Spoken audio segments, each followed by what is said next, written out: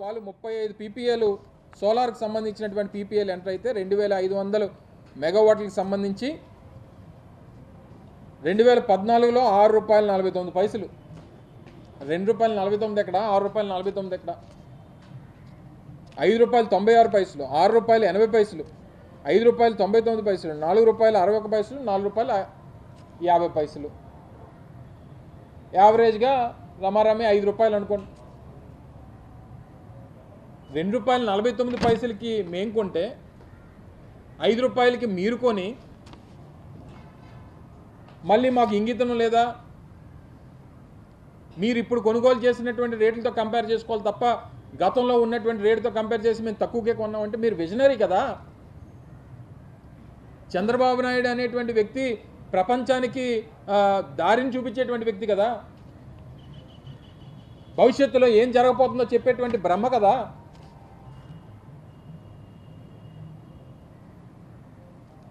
ఇవన్నీ చెప్పినప్పుడు మరి రేపు నేను 2014 నుంచి 19 మధ్యలో కొంటున్నటువంటి పీపీఎల్ హాయంలో భవిష్యత్తులో ఇంకా తక్కువకు వస్తాయి, తక్కువ కొందామని చెప్పి ఊహించాల్సింది కదా చంద్రబాబు నాయుడు గారు. ఎందుకు ఊహించకుండా ₹5 కొన్నారు ఆయన? మరి ఇంత విజనరీ అయ్యి ఉండి మీరు కొన్నటువంటి ఈ పీపీఎల్ ద్వారా, మీరు చేసుకున్నటువంటి ఈ పీపీఎల్ ద్వారా రాష్ట్ర ప్రభుత్వం మీద రానుటువంటి 25 సంవత్సరాల్లో పడేటువంటి భారం దాదాపు 85,000 కోట్ల రూపాయలు. 85,000 కోట్ల రూపాయలు అంటే మీరు సంపద సృష్టించినట్ట లేదా సంపదని ఆవిరి చేసినట్ట? పోనీ మేము కొన్ని తర్వాత 2021 డిసెంబర్ 1న మేము పవర్ సప్లై అగ్రిమెంట్ మేము చేసుకున్నాం. పోనీ తర్వాత 3 సంవత్సరాల్లో రేట్లు ఏమైనా తగ్గాయని చూద్దాం. 2024లో ఈరోజు ఇప్పుడున్నటువంటి రేట్లు మీరు చూస్తే ₹2.49కి అసలు ఆ రేటు కానీ ఆ రేటుకి దొరికేటువంటి అవకాశం కానీ ఎక్కడ కూడా లేదు. ఇప్పుడున్నటువంటి రేట్లు చూస్తే ₹2.72, ₹2.72, ₹2.67 ఈ రేంజ్లో ఉన్నాయి. మరి ఎవరు విజనరీ? 2021లోనే ₹2.49కి అత్యంత మంచి రేటుకి చరిత్రలోనే, ఆంధ్రప్రదేశ్ రాష్ట్ర చరిత్రలోనే ఇంత తక్కువకి పవర్ పర్చేస్ అగ్రిమెంట్ చేసుకున్నటువంటి ముఖ్యమంత్రి కానీ ఒక ప్రభుత్వం కానీ గతంలో కానీ ఇక ముందు కానీ లేదు అనేటువంటి విషయాన్ని ఈ సందర్భంగా తెలియజేస్తూ ఉన్నాం. ఇప్పటికిప్పుడు రాష్ట్రంలో ఇప్పుడు మన రాష్ట్రంలో ఎవరన్నా ఒక సోలార్ ప్లాంట్ పెట్టి వాళ్ళు పవర్ జనరేట్ చేయాలంటే ఆ యూనిట్కి మినిమం ₹3.10 పడుతుంది. ఇప్పుడు ఈ నిమిషం ఇక్కడ ఈ రాష్ట్రంలో సోలార్ పవర్ జనరేట్ చేయాలంటే యూనిట్కి దాదాపు ₹3.10 ఖర్చు అయ్యేటువంటి పరిస్థితి ఉంది ఇప్పుడు. కానీ మేము ₹2.49 కొన్నాం. ఏమంటారు? ఈ ₹2.49 మీరు కొన్నారు సరే, మరి ఇంటర్ స్టేట్ ట్రాన్స్మిషన్ ఛార్జెస్ ఎవరు కడతారు అని చెప్పి దాని మీద ఒక ఆర్టికల్ రాశారు మొన్న. పవర్ సేల్ అగ్రిమెంట్లో పీపీఏలో కానీ పవర్ సప్లై అగ్రిమెంట్లో కానీ మేము చేసుకున్నటువంటి ఒప్పందాల్లో కానీ ఆ రోజు మనకి సెక్కీ నుంచి వచ్చినటువంటి లేఖలో కానీ క్లియర్గా మెన్షన్ చేసింది ఏంటంటే ఇంటర్ స్టేట్ ట్రాన్స్మిషన్ ఛార్జెస్ అనేటువంటివి వేవ్ ఆఫ్ చేస్తున్నాం. ఇంటర్ స్టేట్ ట్రాన్స్మిషన్ ఛార్జెస్ అనేటువంటి దాన్ని కేంద్ర ప్రభుత్వం సెక్కీ అనేటువంటి సంస్థ అది అదనపు భారం మీ మీద పడకుండా పూర్తిగా వేవ్ ఆఫ్ చేస్తున్నాం అనేటువంటి మాట చెప్పిన తర్వాత అది ఎక్కడి నుంచి వస్తుంది? మామూలుగా ఇంటర్ స్టేట్ ట్రాన్స్మిషన్ ఛార్జెస్ ఒకవేళ భారం ఉండుంటే ₹2.49 మీద ఇంకో ₹2 పడేది యావరేజ్గా, అంటే ₹4.49 పడేది. ఎందుకంటే ఎక్కడ రాజస్థాన్లోనో గుజరాత్లోనో ఉత్తరాఖండ్లోనో హిమాచల్ ప్రదేశ్లోనో ఎక్కడో పవర్ జనరేట్ చేసి లేకపోతే ఇంకో రాష్ట్రంలోనో పవర్ జనరేట్ చేసి అక్కడి నుంచి ఇక్కడ తీసుకురావాలంటే ఆ ఇంటర్ స్టేట్ ట్రాన్స్మిషన్ ఛార్జెస్ అనేటువంటివి యావరేజ్గా ₹2 పడతాయి. కానీ ఆ ₹2ని పూర్తిగా వేవ్ ఆఫ్ చేస్తాం. మేము ఏదైతే మీకు రేటు కోట్ చేసామో ₹2.49 ఆ ₹2.49కే మీకు ఇస్తాం. కమిషన్ 0.7 పైసా ఏదైతే కమిషన్ ఉంటుందో కమిషన్ మాత్రమే తీసుకుంటాం, అంతకు మించి ఒక్క రూపాయి కూడా మీరు చెల్లించాల్సినటువంటి పని లేదు అని చెప్పిన తర్వాత మరి ఇంట్రెస్ట్ రేట్ ట్రాన్స్మిషన్ ఛార్జెస్ అని చెప్పి వితండవాదం చేస్తారు. దీనికి మీరు కట్టక్కర్లేదు అని చెప్పి ఆ సంస్థ చెప్పిన తర్వాత, అగ్రిమెంట్లో ఉన్న తర్వాత మేము చేసుకున్నటువంటి వారితో చేసుకున్నటువంటి ఏదైతే డిస్కామ్స్ కానీ గవర్నమెంట్ ఆఫ్ ఆంధ్రప్రదేశ్ కానీ సెక్యూరిటీతో జరిగినటువంటి ఒప్పందంలో కూడా అది మెన్షన్ చేసిన తర్వాత, మినిస్ట్రీ ఆఫ్ పవర్ దాన్ని మెన్షన్ చేసిన తర్వాత, సెంట్రల్ ఎలక్ట్రికల్ రెగ్యులేటరీ కమిషన్ చెప్పిన తర్వాత ఇవన్నీ ఆన్ పేపర్ ఉన్నాయి. లేదు మీరు కట్టాల్సిందే అని చెప్పినటువంటి ఒక కాగితం చూపించమనండి ఈ సో కాల్డ్ పత్రికల్ని, లేక ఈరోజు రాష్ట్రంలో ఉన్నటువంటి ప్రభుత్వాన్ని, లేదా మా మీద ఆరోపణలు చేస్తున్నటువంటి నాయకుల్ని చెప్పనండి, ఒక కాగితం చూపించమనండి. ఇదిగో ఇంట్రెస్ట్ రేట్ ట్రాన్స్మిషన్ ఛార్జెస్ అనేటువంటిది కట్టాల్సినటువంటి అవసరం లేదని చెప్పి మా దగ్గర కాగితం ఉంది, ఇది పబ్లిక్ డొమైన్లో ఉన్నటువంటి డాక్యుమెంట్. లేదు కట్టాలి అని చెప్తున్నటువంటి పత్రికలు ఉన్నాయి కదా, వీళ్ళు చూపించమనండి. లేదా ఉన్నాయని చెప్పి ఆర్గ్యూ చేస్తున్నటువంటి మేధావులు ఎవరైతే ఉన్నారో చూపించమనండి. ఇవన్నీ చెప్పడం మానేసి యూనిట్ విద్యుత్ ₹2.49 కొనడం చరిత్ర, అది మా వల్లే సాధ్యమైందని చెప్పి జగన్మోహన్ రెడ్డి గారు చెప్పారు. అది వాస్తవం కూడా. డెఫినెట్గా ఆంధ్రప్రదేశ్ రాష్ట్ర చరిత్రలో ₹2.49 విద్యుత్ కొనుగోలు అనేటువంటిది డెఫినెట్గా చరిత్ర. దీనికి ఏమంటారు? ఇందాక నేను చెప్పింది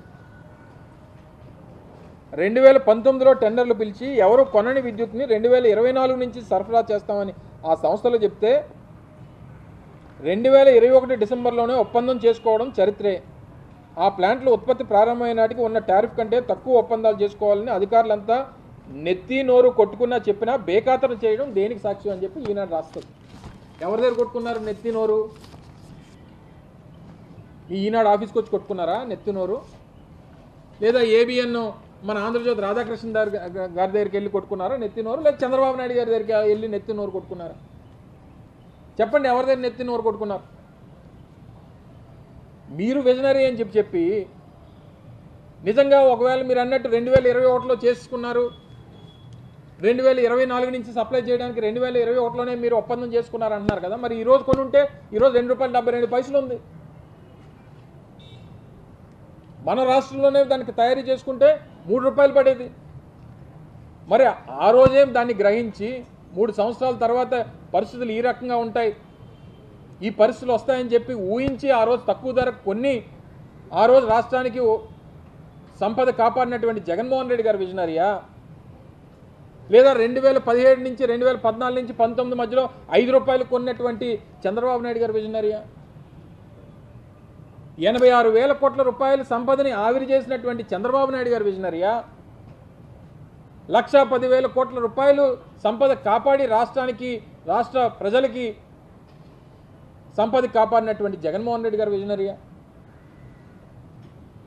ఆ ఇంగితనం ఈ రాసినటువంటి ఇంగితం ఎవరికి ఉండాలి? ఇవన్నీ ఈ రకంగా అంటే ఇంకా ప్రజల్ని ఏ రకంగా తప్పుదోవ పట్టించాలని, ఇంత మేలు చేస్తే బురద జల్లడం ఏంటి, ధర్మమేనా అని చెప్పి నేను జగన్మోహన్ రెడ్డి గారు అన్నారు. అంటే ఇవన్నీ వాస్తవాలను వెలికి తీయడం, ప్రజలపై 5 ఏళ్ల కాలంలో రకరకాల రూపాల్లో ఎన్నడూ వినని ఈ ఛార్జీలు వేయడం, ఈ రకంగా 25 ఏళ్ళు ప్రజలపై 2 లక్షల కోట్ల భారం పడుతుందని ఆందోళన ఇది అని చెప్పి వారు రాశారు. సరే, మీరు చెప్పిందే వాస్తవం అనుకుందాం. ఒకవేళ మేము చేయడం వల్ల 1,00,000 కోట్ల రూపాయలు మిగలట్లేదని మీ ఆలోచన అయితే, లేదా మేము ఇది చేయడం వల్ల మేము ప్రజల మీద భారం మోపామనేటువంటి మీ అభిప్రాయం అయితే, ఎంతకంటే నాణ్యమైనటువంటి విద్యుత్తు మేము అందిస్తామని చెప్పి మీరు చెప్పినటువంటి ఎన్నికల్లో హామీ నిజమైతే, ఒకవేళ మేము నిజంగా ఎక్కువకే కొనేసుకున్నాం అనేటువంటి అభిప్రాయం మీకు ఉండుంటే అగ్రిమెంట్ క్యాన్సిల్ చేసి మనం ఆ ధైర్యం ఉందా చంద్రబాబు నాయుడు గారికి? అంటే ₹2.49 ఎక్కువ కొనేసాం ఆ రోజు మేము ప్రభుత్వంలో, నేను ఈరోజు అంతకంటే తక్కువ కొంటానంటే ఈ అగ్రిమెంట్ స్క్రాప్ చేసేమనండి, చేసి కొత్త అగ్రిమెంట్కి వెళ్ళి ₹2 కొనేమనండి, ₹1.99 కొనేమనండి.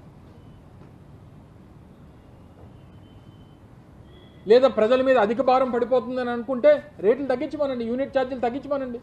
చెప్పారు కదా, నాణ్యమైనటువంటి విద్యుత్ ఇస్తానని చెప్పి ఎన్నికల్లో చెప్పారు కదా. మళ్ళీ ఎన్నికలు అయిపోయిన తర్వాత అంటారు నాణ్యమైనటువంటి విద్యుత్ ఇవ్వాలంటే కరెంటు ఛార్జీలు పెంచాలని చెప్పి చెప్తారు. అంటే జనం అంటే ఏ స్వామి చెప్పినట్టు పని అయినంత వరకు ఒకలాగా, పని అయిపోయిన తర్వాత ఒకలాగా. ఓడ దాటినంత వరకు ఓడ మల్లన్న, దాటిపోయిన తర్వాత బోడి మల్లన్న. అదాని నన్ను ఎన్నోసార్లు కలిశారు, దానికి దీనికి ఏం సంబంధం అన్నారు జగన్మోహన్ రెడ్డి గారు. ఈయనొచ్చి అదాని కలిస్తే ఆహో ఓహో. ఈయన మన ముఖ్యమంత్రి అయిన తర్వాత అదాని సంస్థకు సంబంధించినటువంటి ప్రతినిధులు వారి డైరెక్టర్లు వచ్చి కలిస్తే ఆహా ఓహో ఈ రాష్ట్రానికి అద్భుతం జరిగిపోతుంది. ఒక రాష్ట్ర ముఖ్యమంత్రిని, దేశంలో ఉన్నటువంటి అనేక రాష్ట్రాల్లో ఆ రాష్ట్ర ముఖ్యమంత్రుల్ని దేశంలో ఉన్నటువంటి ప్రముఖ పారిశ్రామికవేత్తలు వచ్చి కలవడం అనేటువంటిది సర్వసాధారణమైనటువంటి అంశం. ముఖ్యంగా ఇదే అదానికి సంబంధించినటువంటి సంస్థకి రాష్ట్రంలో అనేక కార్యకలాపాలు ఉన్నాయి. అనేక సందర్భాల్లో వచ్చి ఇదే విశాఖపట్నంలో మన ఏదైతే మనం ఆల్మోస్ట్ 130 ఏకర్స్ ల్యాండ్ ఈ దీనికి డాటా సెంటర్కి సంబంధించి ల్యాండ్ ఇచ్చాం. కృష్ణపట్నం పోర్ట్ ఉంది వాళ్ళకి. ఈరోజు అనేక రకాలైనటువంటి యాక్టివిటీస్ ఈ రాష్ట్రంలో ఉన్నాయి. ఈ యాక్టివిటీస్లో భాగంగా వచ్చి జగన్మోహన్ రెడ్డి గారిని అనేక సందర్భాల్లో కలుస్తుంటారు. అంటే జగన్మోహన్ రెడ్డి గారిని కలడానికి వస్తే లంచాలు ఇవ్వడానికి వచ్చినట్టు, చంద్రబాబు నాయుడు గారిని కలడానికి వస్తే పెట్టుబడులు పెట్టడానికి వచ్చినట్టు. ఇది మిమ్మల్ని కలడానికి వస్తే రాష్ట్రం అద్భుతంగా మారిపోతుంది, ఏదో జరిగిపోతుందని చెప్పి కలరింగు. మమ్మల్ని కలడానికి వస్తే లంచాలు ఇవ్వడానికి మాకు వచ్చారని చెప్పేటువంటి ప్రయత్నం. సో ఈ రకంగా ఇంత తప్పుడు వార్తలు, ఇంత తప్పుడు సమాచారాన్ని ప్రజలకు ఇచ్చి ఏం సాధించాలని, ఏదన్నా బేస్ ఉన్నటువంటి ఎలిగేషన్స్ ఇదే సంస్థకు సంబంధించి ఇదే సెక్కీతో అనేక రాష్ట్రాలు పక్కన ఉన్నటువంటి ఒరిస్సా కానీ, పక్కన ఉన్నటువంటి ఛత్తీస్గఢ్ కానీ, తమిళనాడు కానీ అనేక రాష్ట్రాలు కూడా ఇతరితర పవర్ కొనుగోలుకు సంబంధించి అగ్రిమెంట్ చేసుకున్నాయి. అదే సంవత్సరంలో ₹2.61 చేసుకున్నాయి. ఆ సంవత్సరంలో కానీ సెక్కీతో జరిగినటువంటి ఒప్పందాల్లో కానీ అత్యంత తక్కువ ధరకి ఒప్పందం చేసుకున్నటువంటి రాష్ట్ర ప్రభుత్వం ఆ రోజు జగన్మోహన్ రెడ్డి గారి ప్రభుత్వం మాత్రమే. దీనికి సంబంధించి అనేక రకాలుగా తప్పుడు ప్రచారం చేసి జగన్మోహన్ రెడ్డి గారిని నిందించాలనేటువంటి ప్రయత్నం చేస్తే ఏ రకంగా అది బూమరాంగ్ అవుద్దో తీరా చూస్తే ఎవరెవరితో మాట్లాడిస్తున్నారో చూసాం. ఇంకా అన్ని లోతులోకి వెళ్తే ఎవరు మాట్లాడుతున్నారో వారికి సమాధానం చెప్పాల్సి వస్తే అనేక ప్రశ్నలు లేవనెత్తాల్సినటువంటి పరిస్థితి వస్తాయి. దయచేసి ప్రజలు నిన్న జగన్మోహన్ రెడ్డి గారు చెప్పినటువంటి వాస్తవాలు, ఈరోజు మళ్ళీ వారి మీద చేసినటువంటి ఆరోపణలు, గతంలో మేము ప్రభుత్వంలో ఉన్నప్పుడు జరిగినటువంటి ఒప్పందాలకు సంబంధించినటువంటి పూర్తి ఆధారాలు ఇవన్నీ కూడా ప్రజల ముందు పెట్టాలి. ఈ తప్పుడు పత్రికలు చేస్తున్నటువంటి ఆరోపణలు ఖండించాలి, ప్రజలకి వాస్తవాలు మరొకసారి తెలియజేయాలనేటువంటి ఉద్దేశంతో మీ ముందుకు ఈరోజు రావడం జరిగింది. దయచేసి ప్రజల ముందు వాస్తవాలన్నీ కూడా మీ ద్వారా పెట్టాలని, మీ ద్వారా ప్రజలకు తెలియజేయాలని చెప్పి మిమ్మల్ని అందరినీ కూడా హృదయపూర్వకంగా కోరుతా ఉన్నాం.